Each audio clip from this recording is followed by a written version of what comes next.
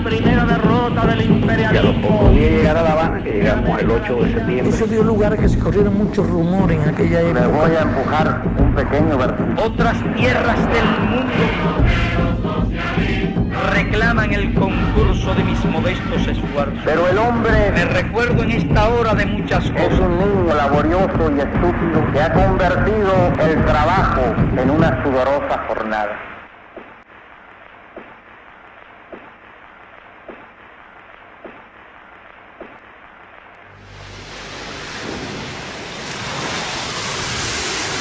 Al Che Guevara lo conocí el 4 de enero de 1960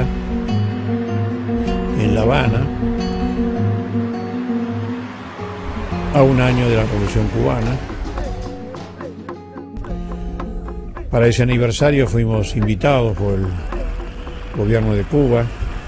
Llegamos y inmediatamente fuimos llevados a la Plaza de la Revolución, donde ya se estaba por realizar el acto central del primer año de la Revolución. Me acuerdo del entusiasmo. La lucha revolucionaria, la de la libertad. Después de esa gran fiesta, fue una gran fiesta, con desfiles, etcétera,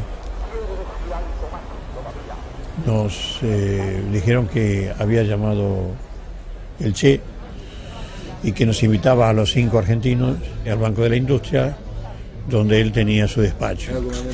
Llegamos, tenía algo de romántico en su mirada, un hermoso rostro tenía, y en sí toda su personalidad. Nos quiso hablar cómo había que hacer la revolución en la Argentina. Bueno, en síntesis, él nos dijo que la revolución en Argentina la tenían que hacer, empezar 50 jóvenes revolucionarios que tenían que ir a las sierras de Córdoba y quedar allí 6 meses, que nadie los descubriera, aprender a cómo debían alimentarse, aprender cómo debían armarse. Y entonces me acuerdo de su frase, y a los 6 meses ya bajan y toman un pequeño pueblito. Y entonces, mientras 4 compañeros van y asaltan la comisaría y se llevan las armas y las mantienen en custodia, el resto van a la plaza y allí habla uno de ellos y habla sobre lo que tiene que ser la revolución latinoamericana. Y entonces ya vuelven a su lugar de origen, a la sierra donde están. Y es el momento, me acuerdo del término, que ya los diarios burgueses van a dar su título principal, Guerrilleros en Córdoba. Y entonces llega el momento que en la Juventud Revolucionaria Argentina, de todos los lugares, empieza a marchar hacia Córdoba. Y entonces ya son 70, y ya son 100 y 150.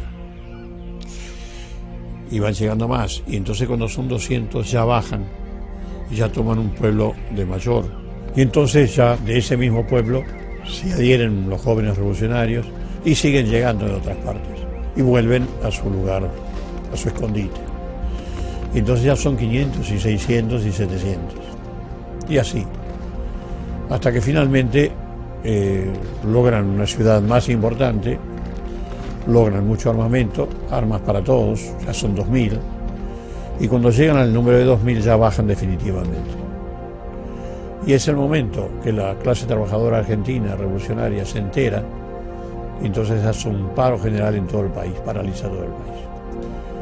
Y los compañeros guerrilleros toman los ómnibus y toman los camiones, etcétera, y se embarcan rumbo a Buenos Aires.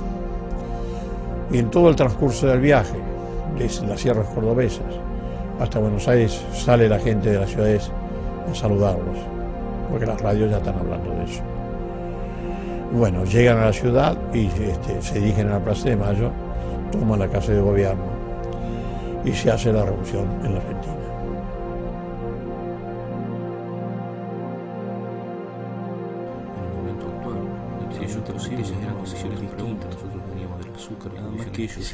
Yo digo esto en forma muy sintética. Él tardó 2 horas y media porque daba todos los detalles y cómo se asaltaban las cosas, etcétera, etcétera. Bueno, y después nos miró a todos si queríamos hacer preguntas. Y entonces yo le hice una pregunta de la cual desde el año 60, hace 47 años, me avergüenzo. Digo, pero a mí me gustaría saber por qué nos habló de la represión. En Cuba, con Batista hubo otra clase de represión que no existe en Argentina. En Argentina hay una represión mucho más fuerte. Está el ejército muy bien organizado, y las fuerzas armadas, etcétera, y las policías y la gendarmería. Le digo, fíjese que cuando usted dice que en los diarios burgueses, al día siguiente de que bajan por primera vez los guerrilleros, se titula con guerrilleros en Córdoba, digo, inmediatamente va a empezar la represión.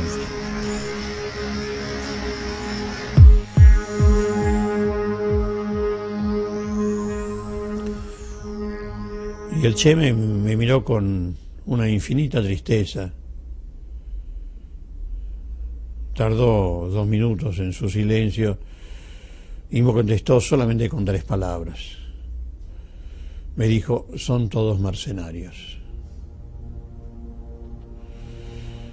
Y los demás miembros de la delegación argentina me miraron como diciendo, claro, son todos mercenarios, tonto, no te das cuenta.